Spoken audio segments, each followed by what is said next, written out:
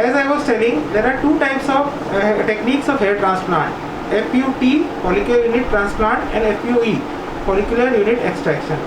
Both techniques are possible, but it more depends on the density of hair of the patient as well as the choice of the patient. Because in what we do in FUT is we extract harvest a strip from the back of the scalp where it's a non-falling area of hairs, and from there we sliver out, means we separate follicles from that strip and then we implant. And at one time we can implant at least around 2000 to 5000 hair follicles from a single strip.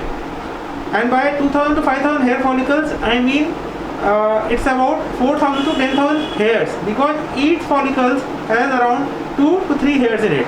So it's not like one follicle means one hair. One follicle is always implies 2 or 3 hairs. There are very less single follicles which are available.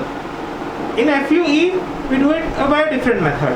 We extract single hair follicles by a machine, and then we implant those follicles. This is also a very good technique, but it requires the hairs to be trimmed small, or the patient has to go bald. Patients are concerned about the scar in FUT. However, if the closure is done nicely, we call it trichophytic closure, the scar is rarely visible, and then as the hair grows on it, the scar is not visible at all. We have very good results with FUT, and it gives excellent scar which is almost not visible. In fact, FUE, we cannot transplant more than 2 to 4,000 follicles, because we get less yield at that time, because we have to save the follicles at that time also. If the scalp hair, the density is very less, then there are other areas from which we can harvest hairs, like birds in males, and chest hairs, back hairs.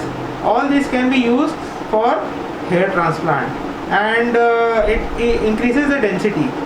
Hair transplant is the only natural way by which a person can get his own hair and a good hairstyle.